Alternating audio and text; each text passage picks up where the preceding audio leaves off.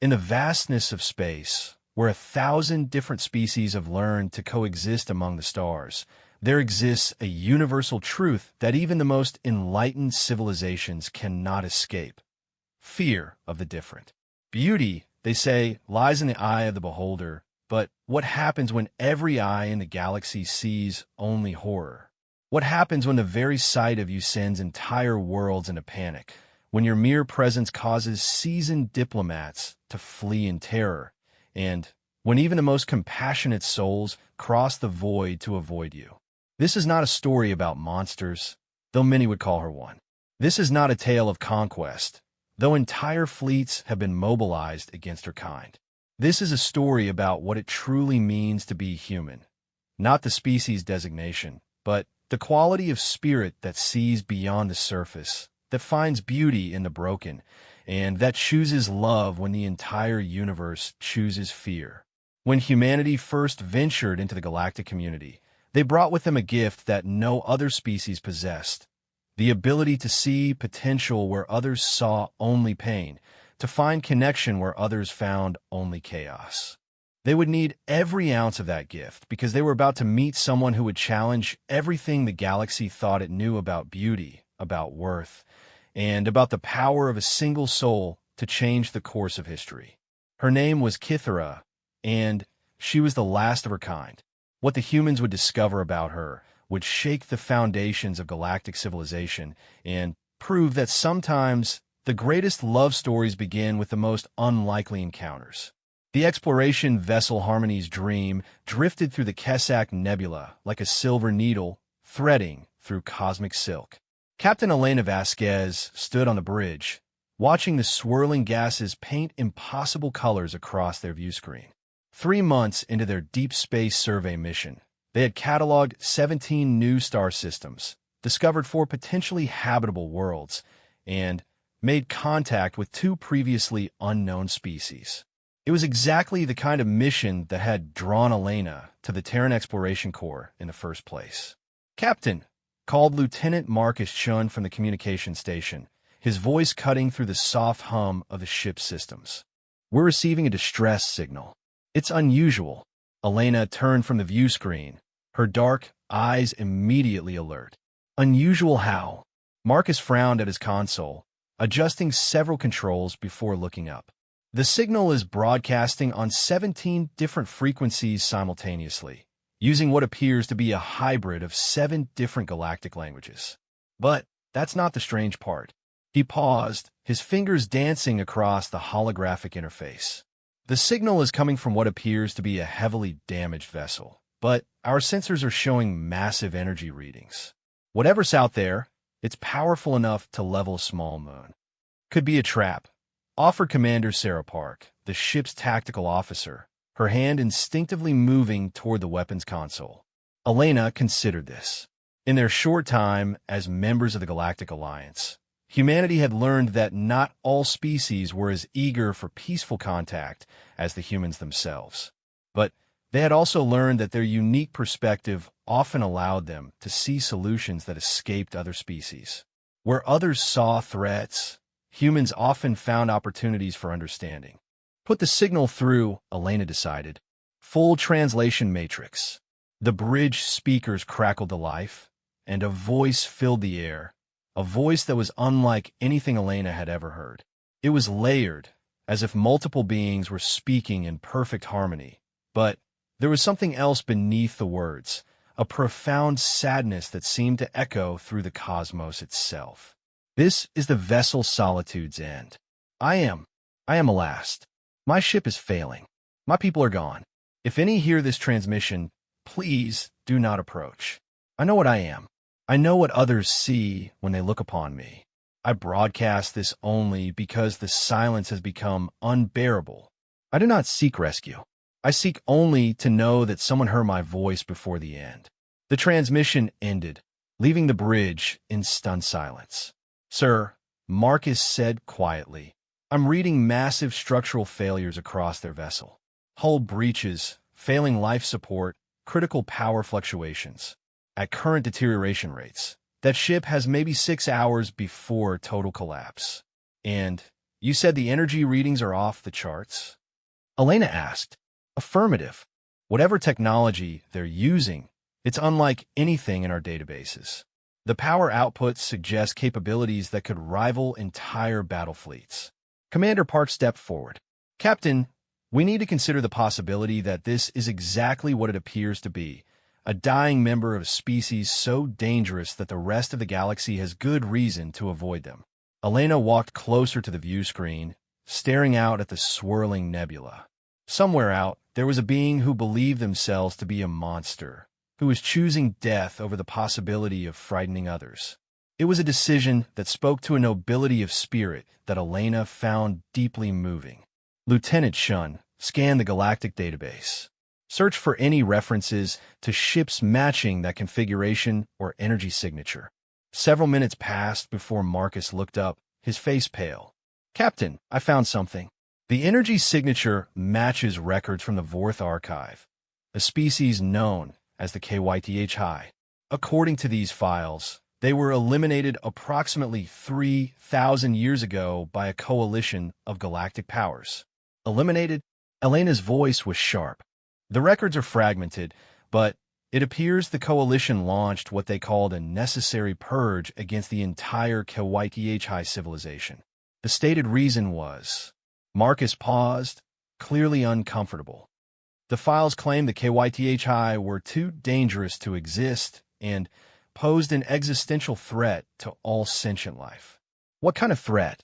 The records don't specify. They just repeat the phrase, the horror of their true nature, over and over.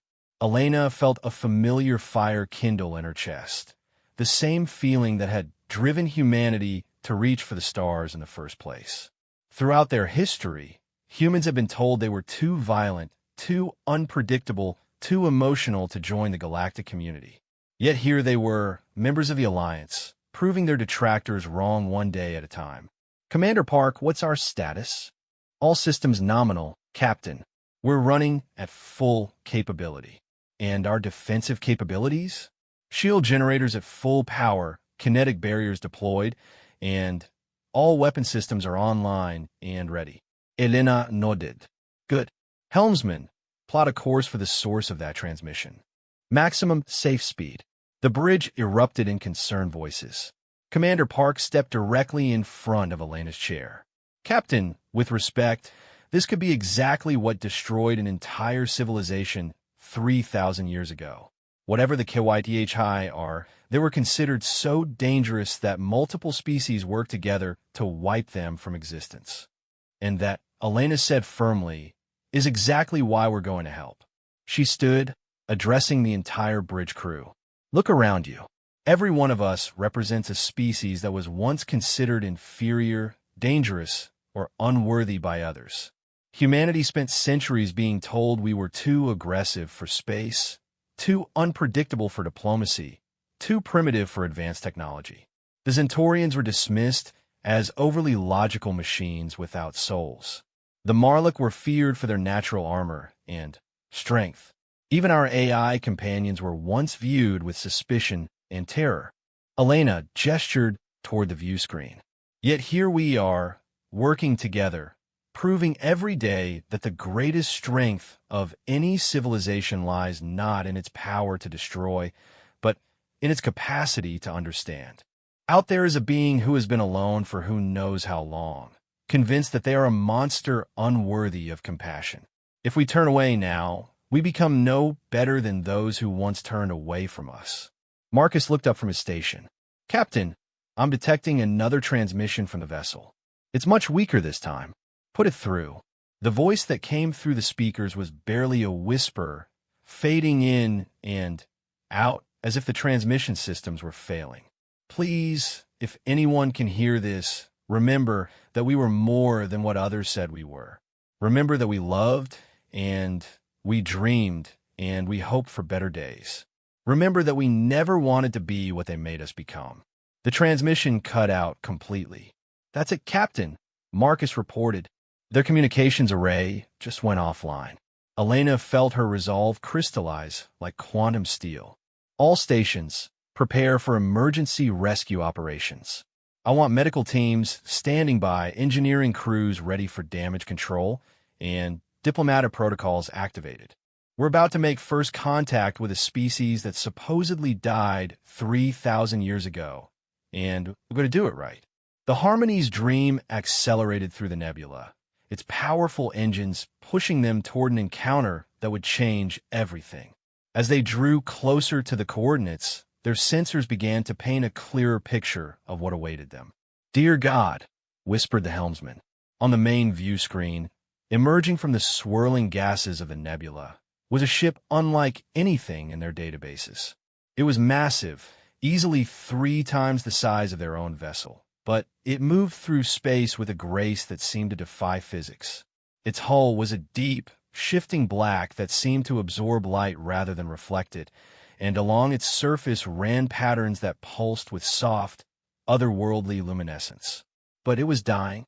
Massive sections of the hull had been torn away, revealing internal structures that sparked and flickered with failing power. Atmosphere leaked from dozens of breaches, creating crystalline clouds in the vacuum of space. It was beautiful and terrible at the same time, like watching a dying star collapse in slow motion. "Life signs?" Elena asked. "Scanning," Marcus replied. "I'm detecting one life sign, but it's unusual. The readings are unlike anything in our biological databases. The energy pattern is incredibly complex, almost like a living symphony of different frequencies. Distance to intercept, 30 minutes at current speed." Elena opened a ship-wide communication channel. "All hands, this is the captain. We are approaching a first contact situation with a species that has been isolated for over 3 millennia. We don't know what to expect, but we're going to approach this with the same principles that have guided humanity since we first reached for the stars.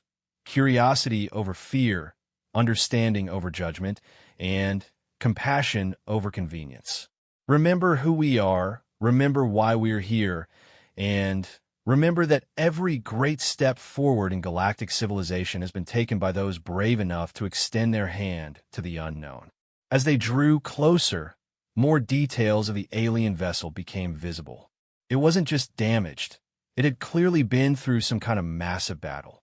Sections of armor plating had been melted by energy weapons.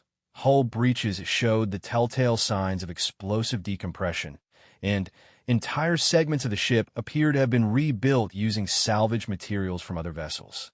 "Captain," Commander Parks said quietly, "whoever this is, they've been fighting for their life for a very long time." "All the more reason to help," Elena replied.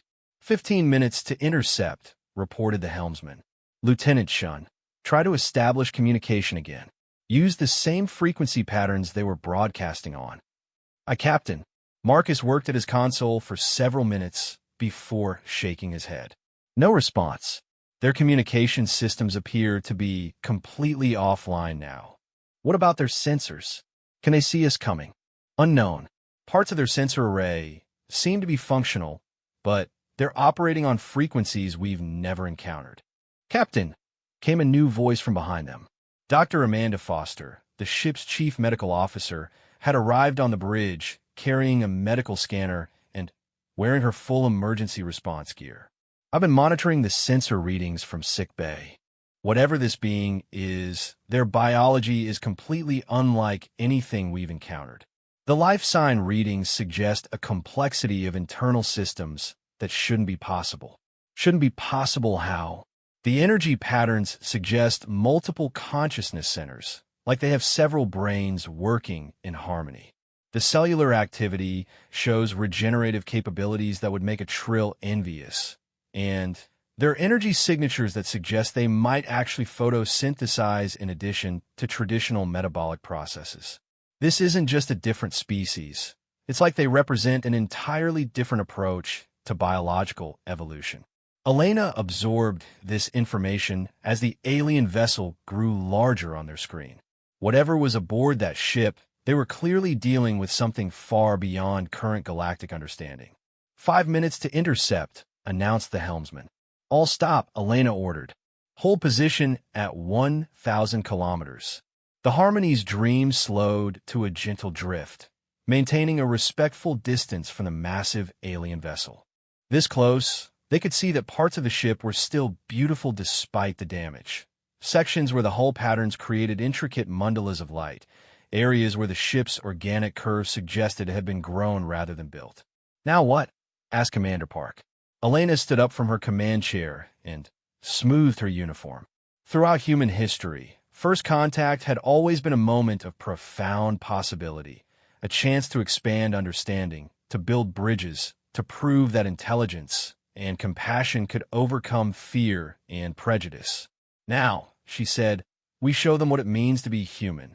Elena Vasquez had participated in 7 first contact scenarios during her career with the Terran Exploration Corps, but none had prepared her for this moment.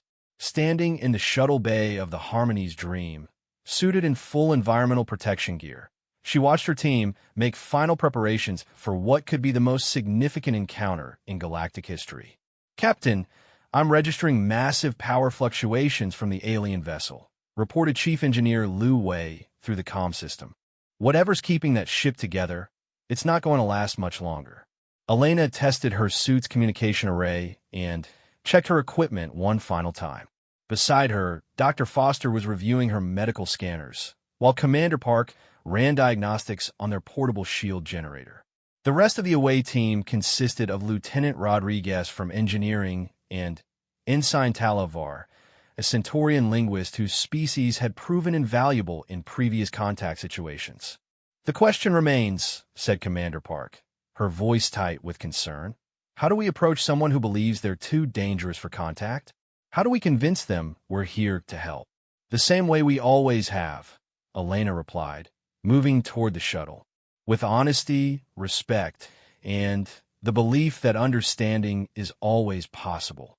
The shuttle Meridian was humanity's finest diplomatic transport, designed for exactly these kinds of sensitive missions.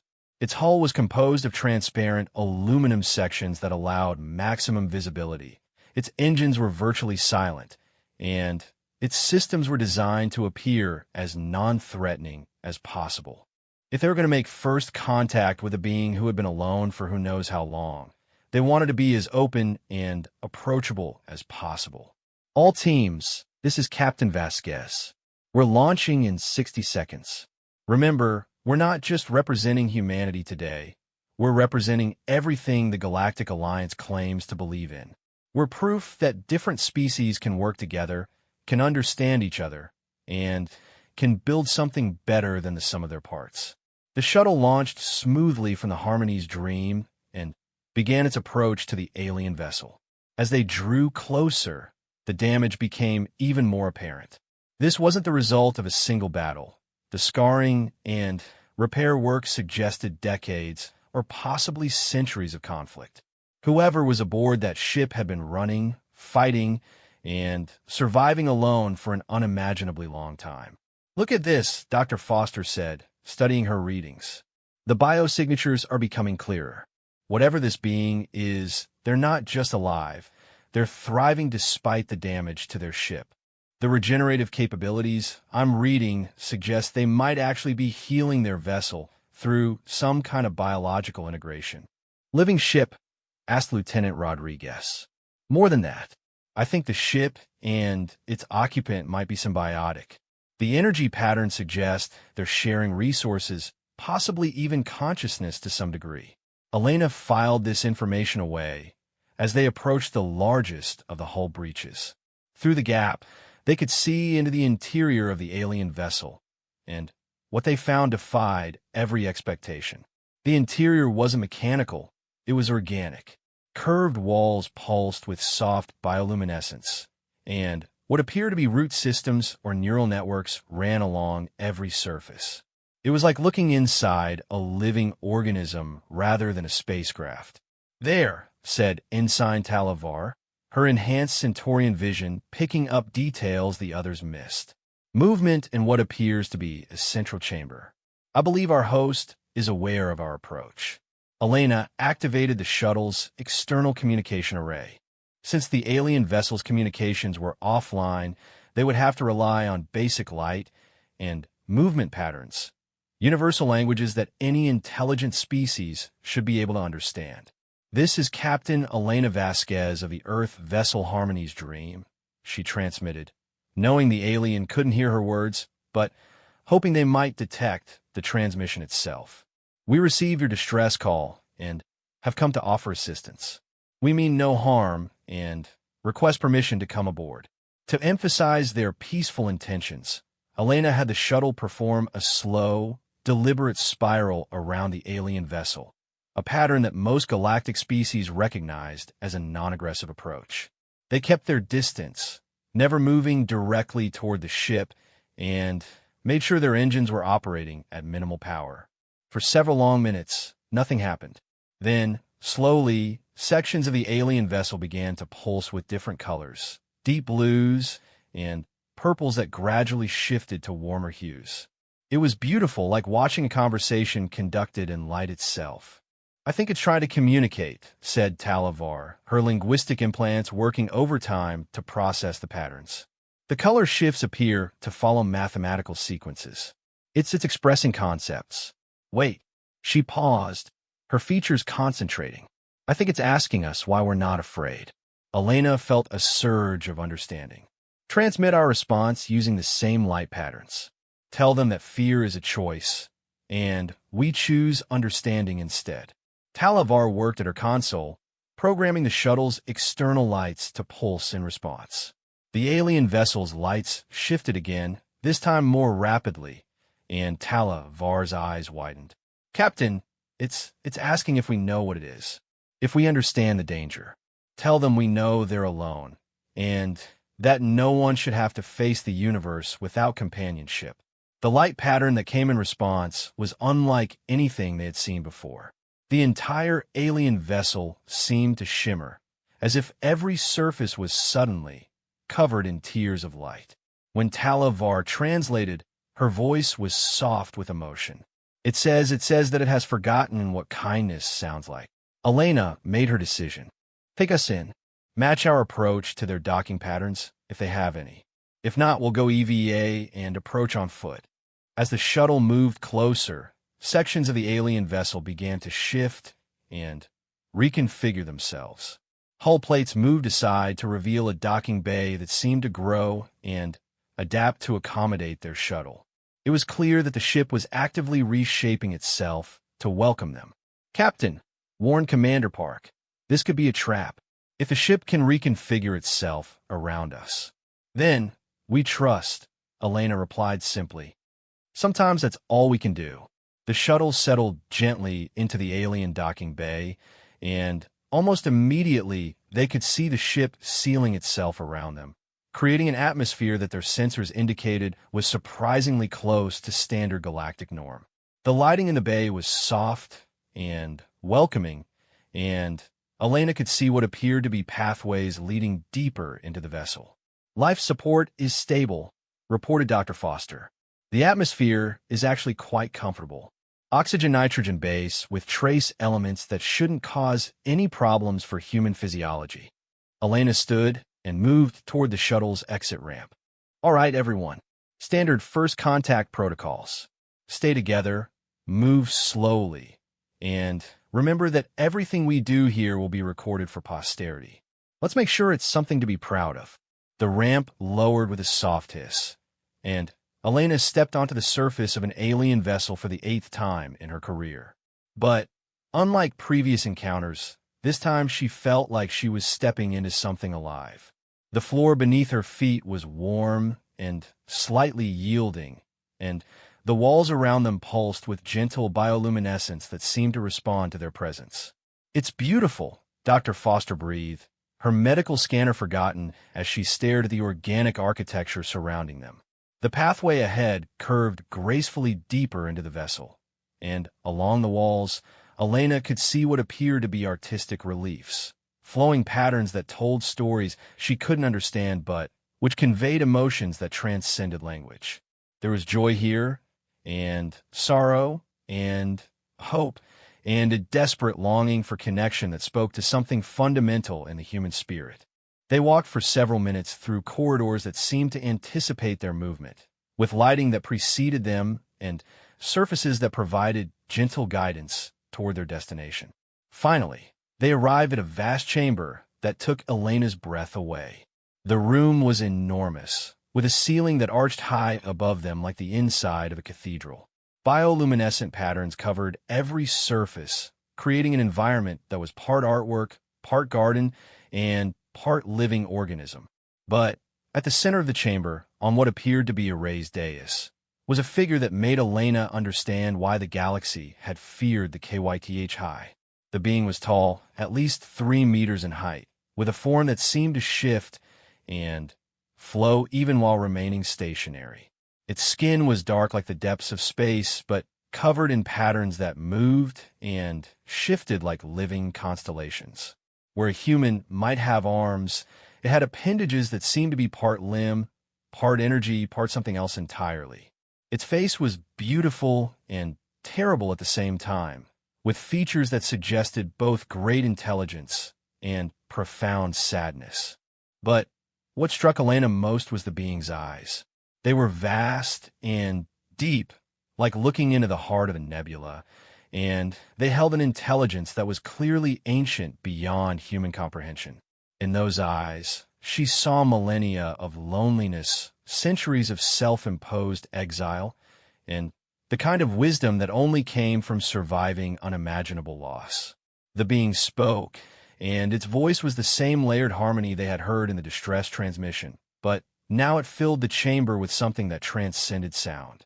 It was like listening to music that bypassed the ears and spoke directly to the soul. Tala Var translated in a whisper. It says, "You should not have come. You do not understand what I am, what I can become. I have spent 3,000 years learning to control the darkness within me, but it grows stronger as I grow weaker. When my ship finally fails, when I can no longer maintain the barriers, the galaxy will understand why my people were eliminated." Elena stepped forward, removing her helmet despite Commander Park's sharp intake of breath. She wanted this being to see her face, to understand that she was not afraid. "My name is Elena Vasquez," she said, hoping the being's translation systems were still functional. "I am human, and I want you to know that you are not alone anymore." The being's eyes widened, and the patterns on its skin shifted to colors Elena had never seen before. When it spoke again, its voice carried a note of wonder. It asks, Talavar translated, "What is human?" It says it has no records of your species. Elena smiled. "We are the species that believes beauty can be found anywhere, that believes every being deserves compassion, and that believes that understanding is always possible, even when others have given up hope." The being was silent for a long moment, and Elena could see it struggling with concepts it perhaps hadn't considered in millennia. When it finally spoke, its voice was barely above a whisper. It says, Talavar continued, tears flowing down her face as she translated, "I have forgotten how to hope. But you look at me as if I'm not a monster. How is this possible?" Elena stepped closer, close enough that she could feel the energy radiating from the being's form. It was warm and complex, like standing near a star that sang instead of burned. "Because," she said simply, "I see you, not what others told you to be, not what fear has convinced you that you are. I see someone who has carried an impossible burden for 3,000 years, someone who chose isolation over violence, someone who has been alone so long that they've forgotten their own worth." She paused, meeting those cosmic eyes directly. "I see someone who deserves to be loved." The effect on the being was immediate and overwhelming. The patterns on its skin exploded into brilliant light. The chamber filled with harmonics that seemed to come from everywhere at once, and the alien vessel itself shuddered, as if awakening from a deep sleep. For a moment, Elena thought she might have made a terrible mistake. But then the being fell to its knees, a gesture so inherently recognizable that it transcended species, and when it spoke, its voice was filled with something that hadn't been there before. Hope. It says, Talavar translated, her own voice shaking with emotion, "My name is Kithra. I am the last of the KYDH High, and I have been waiting 3,000 years for someone to say those words. The revelation of Kithra's name seemed to unlock something fundamental within the alien vessel. The organic walls around them brightened, patterns flowed with new energy, and Elena could sense that the ship itself was responding to its inhabitants' emotional state. For the first time in 3 millennia, the last of the HFY was no longer alone. Elena gestured to her team to relax their stance, though she noticed Commander Park kept one hand near her weapon. Dr. Foster was busy taking readings with her medical scanner, her expression one of scientific fascination mixed with deep concern. Kithra, Elena said, testing the name carefully. Thank you for trusting us with your identity. We came here because we heard your distress call, and we want to help. But first, we need to understand what happened to your people and why you believe yourself to be dangerous. Kithra rose slowly to her full height, and Elena was struck again by the being's otherworldly beauty. The patterns on her skin had settled into softer, warmer hues, and her movement carried a grace that seemed to defy gravity. When she spoke, her voice carried the weight of ages. Through Tala Var's translation, Kithra's story began to unfold. 3,000 years ago, my people were part of the galactic community. We were different. Our biology allowed us to interface directly with energy and matter in ways that others found unsettling. We could reshape our environment with thought, communicate across vast distances without technology, and our ships were living extensions of ourselves rather than mere vessels. Elena listened intently as Kithra continued. We were scientists, artists, philosophers. We sought to understand the fundamental nature of existence itself, to explore the connection between consciousness and reality. Our research led us to discover something that terrified the other galactic powers. What did you discover? Elena asked. Kithra's form seemed to dim slightly, and the chamber around them responded by softening its lighting. We learned that consciousness and reality are far more intertwined than anyone had imagined. We discovered that with sufficient understanding and unity of purpose, a sufficiently advanced mind could alter the fundamental structure of space-time itself. Not just energy or matter, but the very laws that govern existence. Dr. Foster looked up from her scanner, her face pale. Captain, the energy readings I'm getting suggest that might not be theoretical. The biological patterns I'm seeing indicate this being has direct neural interfaces with quantum-level forces. Kithra's translation continued. When the galactic powers learned of our research, they demanded we cease our investigations. They claimed our work was too dangerous, that the knowledge we were uncovering could destroy reality itself if misused. They wanted us to destroy our research and submit to limits on our natural abilities. Elena felt a familiar anger building. Throughout human history, fear of the unknown had led to some of the darkest chapters in their species' development. Apparently, this tendency wasn't limited to one world. But you refused, she said. We try to compromise. We offer to share our knowledge gradually, to work with the galactic community to ensure the safety of our research. We believe that understanding should not be constrained by fear. Kithra's patterns darkened with remembered pain. They rejected our offers. Instead, they branded us as an existential threat and formed a coalition to eliminate us entirely. The weight of genocide settled over the chamber like a shroud. Elena had read about such things in galactic history, but hearing it firsthand from the sole survivor brought a new level of horror to the concept. How many of your people were there? Elena asked softly. At our height, nearly 50 million souls across 12 worlds. We had built a civilization based on harmony between consciousness and cosmos, where art and science were one, where individual growth served the greater understanding of all. Kithra's voice carried across the chamber like a lament. In the space of 5 years, the coalition hunted us down system by system.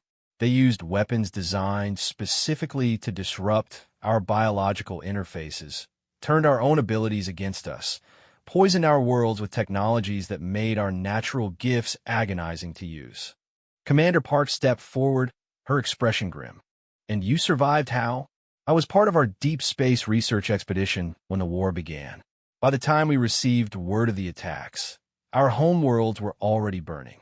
I tried to return to help my people, but Kithra's form shimmered with grief. I arrived just in time to watch our last stronghold fall. The Coalition fleets had surrounded our remaining worlds with field generators that amplified our natural abilities to deadly levels. My people couldn't control their own power. They were being forced to destroy themselves and everything around them. Elena felt tears streaming down her face. The cruelty of such a weapon was beyond imagination, turning a species' greatest gifts into instruments of their own destruction. I managed to rescue a few dozen survivors from the final world, Kithra continued. We fled to the deep void, hoping to find somewhere we could rebuild, somewhere we could heal. But the trauma of watching our civilization die, of seeing our own abilities used to destroy everything we loved. Her voice broke. One by one, my companions chose to end their existence rather than live with the possibility that their very presence might bring such horror to others. And you've been alone ever since, Elena whispered. For 3,000 years, I have wandered the galaxy, staying far from inhabited systems, fighting the growing darkness within myself. You see, the Coalition was not entirely wrong to fear us. As the last of my kind, all of our collective power has begun to concentrate in me. I can feel it building, becoming harder to control each year. When I finally lose the ability to contain it, Kithra gestured around the chamber, and suddenly, Elena could see what the being was truly afraid of. The air itself shimmered. Reality seemed to bend and flex, and for just a moment, Elena caught a glimpse of the vast, terrible power that Kithra carried within herself, the accumulated potential of an entire species designed to explore and understand the universe, now twisted into something that could unmake existence itself if unleashed without control. The Coalition was right to fear what we might become, Kithra said as the demonstration ended. I'm a last guardian of a power that could reshape galaxies or destroy them entirely. Every day, I grow weaker, and every day, the barriers I maintain become harder to sustain. When I finally die, when my consciousness can no longer contain what my people discovered, it will be released into the universe without guidance or control. Elena absorbed this information while studying the being before her. She could see the terrible burden Kithra carried, not just the loneliness of being the last of her kind, but the responsibility of containing something that could potentially destroy everything she encountered. No wonder she had chosen isolation. No wonder she believed herself to be a monster. But you haven't lost control, Elena pointed out. 3,000 years, and you've maintained your barriers, protected the galaxy from this power you carry. That doesn't sound like a monster to me. That sounds like a guardian. Kithra's patterns shifted to something Elena couldn't interpret, but Talavar's translation came with obvious surprise. She says she has never thought of it that way before. She asks how you can see her as a protector when the entire galaxy saw her people as a threat. Because I'm human, Elena said simply, and humans have a talent for seeing things differently than the rest of the galaxy expects. Dr. Foster approached cautiously, her medical scanner held before her like an offering. Kithra, with your permission, I'd like to try something. My species has developed some understanding of bioneural interfaces, and I think I might be able to help stabilize your condition. Kithra's form stilled completely. She asked if you truly believe you could help her, Talavar translated. She says she had given up hope that such a thing was possible. Humans don't give up easily, Elena said, and we've learned a few things about working with impossible situations. Would you be willing to let us try? What followed was perhaps the most delicate first contact procedure ever attempted. Dr. Foster worked with Kithra to understand the biological systems that contained and channeled her people's power, while Lieutenant Rodriguez studied the integration between Kithra and her ship. Talavar continued to facilitate communication and Gradually, Elena began to understand the true scope of what they were dealing with. The HFY hadn't just discovered how to manipulate reality. They had evolved to become living conduits for the fundamental forces of existence itself. Their consciousness could interface directly with quantum mechanics, probability fields, and the basic structure of space-time. In a coordinated civilization, this power had been used for art, science, and the betterment of all life. In the hands of a single traumatized survivor, it was a constant threat to everything around her. But Dr. Foster's scans revealed something unexpected. "Captain," she said during a brief consultation away from Kithra, "the power she's carrying isn't actually building towards some kind of explosion. It's building towards something else entirely. The quantum resonance patterns suggest that what's happening to her is more like metamorphosis." Metamorphosis into what? I don't know, but the energy patterns are becoming more organized, more purposeful. I think her people's evolution wasn't finished when the Coalition destroyed them. I think Kithra is becoming something new. Elena returned to where Kithra waited, the ancient being's form shimmering with patient hope. "Kithra, Dr. Foster believes that what's happening to you isn't dangerous in the way you think. She believes you're evolving into something your people were meant to become." The response was immediate and overwhelming. Light exploded from Kithra's form, the chamber filled with harmonics that seemed to resonate in Elena's bones, and for a moment, Elena felt as though she was connected to something vast and beautiful and utterly beyond her comprehension. When the light faded, Kithra was on her knees again, but this time her posture spoke of wonder rather than despair. She says, Talavar translated, her own voice filled with awe, that for 3,000 years she has been fighting against her own nature, trying to contain what she thought was destruction. She says your words make her remember that her people were never meant to be destroyers. They were meant to be bridges between what is and what could be. Elena knelt beside the massive alien being, reaching out to touch one of the flowing appendages that served as Kithra's hands. The contact sent a shock of connection through both of them, and suddenly Elena could sense the vast, lonely consciousness that had carried the weight of an entire civilization for 3 millennia. "You don't have to carry this burden alone anymore," Elena said. "Help us understand. Let us help you become what you were meant to be. Let us prove that the galaxy was wrong to fear your people's gifts." Kithra's response filled the chamber with light and music and something that transcended both. It was the sound of hope returning to a heart that had thought itself lost forever. The last of the HFY was ready to trust again. 6 months after first contact with Kithra, the Harmony's Dream had been joined by 3 other vessels. The medical research ship Asclepius, the diplomatic cruiser Understanding, and, perhaps most importantly, the deep space construction platform New Horizons. What had begun as a rescue mission had evolved into the most significant undertaking in recent galactic history. Elena stood in the observation deck of the newly constructed research station, watching as Kithra's vessel underwent its remarkable transformation. No longer the damaged, dying ship they had first encountered, the Solitude's End had become something unprecedented, a living structure that grew and adapted in real time, incorporating both KYTHI biotechnology and the best engineering principles from a dozen different species. "The metamorphosis is accelerating," Dr. Foster reported, studying her latest readings. "The quantum resonance patterns are stabilizing into configurations we've never seen before. It's as if Kithra is finally becoming what her people were always meant to evolve into." Elena nodded, her attention focused on the being who had become so much more than a rescue mission. Over the past months, working with Kithra had taught them all new ways of understanding reality itself. The ancient being's ability to interface with fundamental forces had allowed for breakthroughs in physics, biology, and consciousness research that would have taken centuries to achieve through conventional means. But, more importantly, watching Kithra rediscover hope had reminded Elena why humanity had reached for the stars in the first place.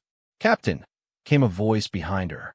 Elena turned to see Ambassador Chun Mei-Lin, the Galactic Alliance's senior diplomat. approaching with a concerned expression. We've just received a priority communication from the Alliance Council. They want a full report on the situation here, and there are some voices calling for intervention. Elena felt her jaw tighten. What kind of intervention? The same kind that happened 3,000 years ago, the ambassador said quietly. Fear is a powerful motivator, and there are council members who believe we're taking an unacceptable risk by working with Kythera. Before Elena could respond, the air around them shimmered, and Kythera herself materialized in the observation deck. Over the months, the ancient being had learned to project her consciousness across space, allowing her to communicate without the physical limitations of her ship form.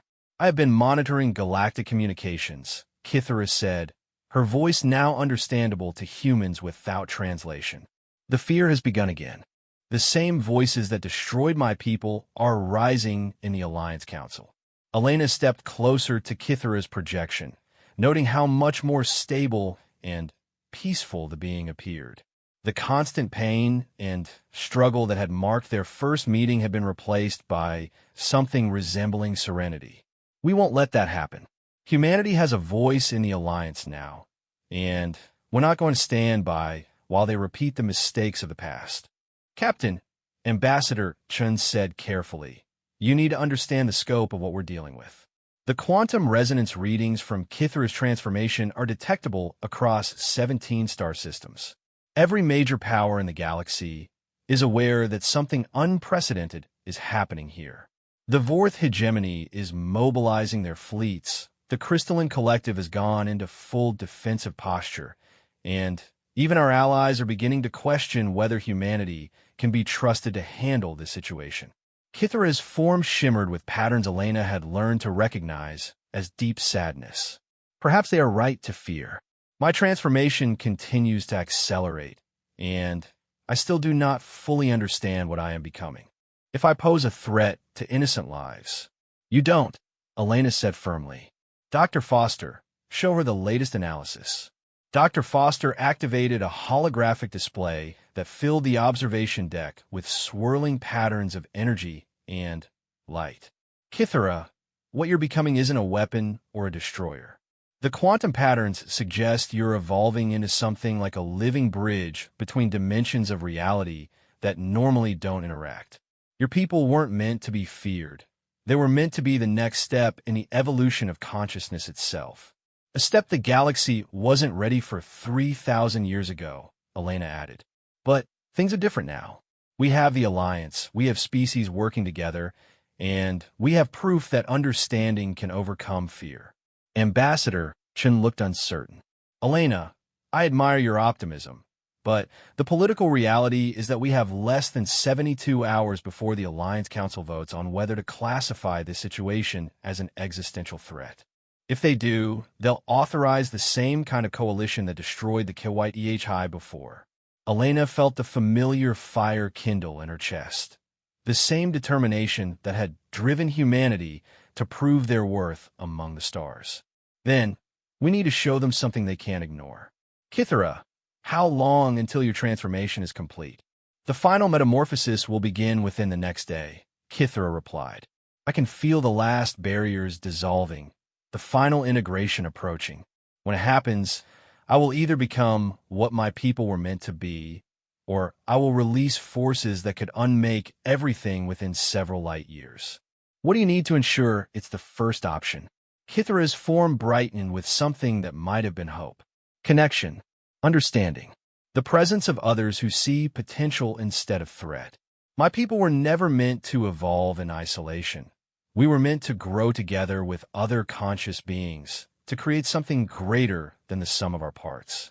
Elena made her decision with the same certainty that had guided her through every first contact situation.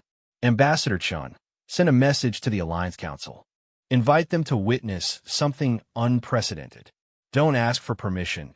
Invite them to see the birth of a new kind of consciousness, one that could change everything we understand about the nature of existence itself. Elena, that's insane. If something goes wrong with representatives from every major power present, If something goes wrong, then at least they'll see that we tried to build bridges instead of walls. And if something goes right, they'll see what's possible when fear doesn't drive our decisions. The next 18 hours were a whirlwind of preparation. Ships began arriving from across the galaxy, some drawn by curiosity, others by fear, all of them wanting to witness what might be the most significant event in galactic history. The observation fleet grew to include vessels from 23 different species, from the massive Titan-class ships of the Fourth Hegemony to the crystalline sculptures that served as transport for the collective. Elena found herself serving as the de facto coordinator for what had become the largest gathering of galactic powers in over a century. Diplomats, scientists, military commanders, and philosophers all wanted to understand what they were about to witness.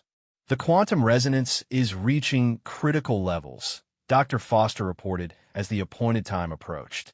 Whatever's going to happen, it's beginning now. Through the viewports of every ship in the fleet, they could see Kithra's vessel beginning to transform. The organic structure that had served as her home for 3 millennia was dissolving, its matter reorganizing into patterns that defied conventional understanding. Light began to pour from the transformation site. Not the harsh glare of a star, but something softer and more complex, light that seemed to carry meaning within its photons. "She's broadcasting," reported the communications officer from the understanding. "Not words, but concepts. Pure meaning transmitted directly to any conscious mind capable of receiving it." Elena felt the transmission wash over her like a warm tide. And suddenly, she was experiencing the universe from Kithra's perspective. She saw the fundamental forces that bound matter together, the quantum fluctuations that gave rise to probability and possibility, the delicate dance between chaos and order that allowed consciousness to emerge from complexity. But more than that, she felt Kithra's love for existence itself, a profound appreciation for the beauty of a universe that had given rise to beings capable of understanding their own place within it. The ancient being's transformation wasn't about gaining power over reality. It was about becoming a conscious participant in the ongoing creation of what could be. The light from Kithra's transformation began to take shape, and what emerged was beyond anything Elena had imagined. Instead of a single being, Kithra had become something like a living constellation, a network of conscious energy that existed partly in normal space and partly in dimensions that human science had only theorized about. My friends, Kithra's voice reached every ship in the fleet simultaneously, but now it carried harmonics that spoke to something deeper than hearing. "I am what my people were meant to become. Not destroyers, but gardeners of possibility. I can see the threads that connect all conscious beings, the potential futures that spring from every choice, the beautiful complexity that emerges when different forms of life learn to work together." Elena felt tears streaming down her face as she realized what they were witnessing. This wasn't just the evolution of a single being. It was the birth of something that could help guide the development of consciousness throughout the galaxy. "I offer myself as a bridge," Kithra continued, "between what is and what could be. I can help species understand each other more deeply, help resolve conflicts by showing the connections that already exist between all conscious life. I can help you see the universe as my people saw it, not as a collection of separate entities competing for resources, but as a single, magnificent organism in which every part contributes to the beauty of the whole." The response from the assembled fleet was immediate and overwhelming. Ship after ship broadcast acceptance, wonder, and eagerness to learn. The fear that had driven the galaxy to genocide 3 millennia ago was replaced by curiosity and hope. But it was a transmission from the Fourth Hegemony flagship that brought tears to Elena's eyes. "We remember the shame of what our ancestors did to your people. We request the honor of being the first to learn from your wisdom." In the months that followed, Kithra established what became known as the Consciousness Observatory, a space station that existed partially in normal reality and partially in the quantum dimensions she had learned to navigate. Representatives from across the galaxy came to study, to learn, and to experience new ways of understanding their place in the universe. Conflicts that had simmered for centuries were resolved as species learned to see through each other's perspectives. Scientific advancement accelerated as researchers gained new insights into the fundamental nature of reality. Art flourished as creators discovered new ways to express the connections between all living things.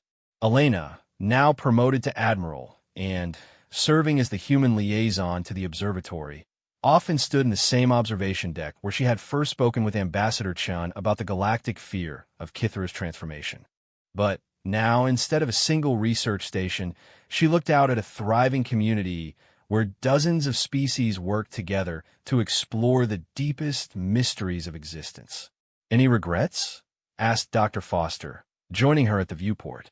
Elena smiled, watching as a group of human children played with young beings from 6 different species, all of them learning from Kithra's teachings about the connections that bound all conscious life together.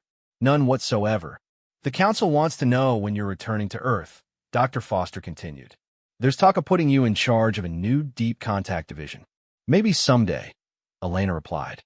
"But right now, I think I'm exactly where I need to be."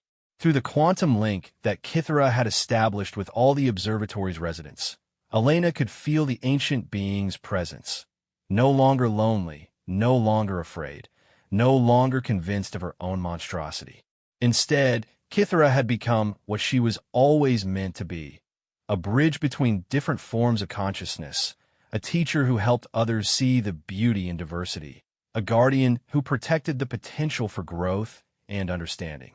It had all begun with a simple choice: to see potential instead of threat, to choose understanding over fear, to believe that love could overcome even the darkest chapters of galactic history. In the end, that choice had changed everything. As Elena watched the sunset through the observatory's quantum windows, a sight that showed the light of distant stars filtering through dimensions that existed beyond normal space, she felt Kithra's consciousness brush against her own. "Thank you," the ancient being whispered across the quantum link, "for seeing me as something more than a monster." Elena smiled, her heart full of gratitude for a universe that had given her the chance to help heal a wound 3,000 years in the making. "Thank you," she replied, "for showing us what we could become." In the infinite complexity of quantum space around them, new possibilities bloomed with every passing moment, each one a testament to the power of beings who chose hope over fear, understanding over isolation, and love over the easy safety of distance. The galaxy had finally learned to see beauty in what it had once feared, and in doing so, had discovered something magnificent about itself.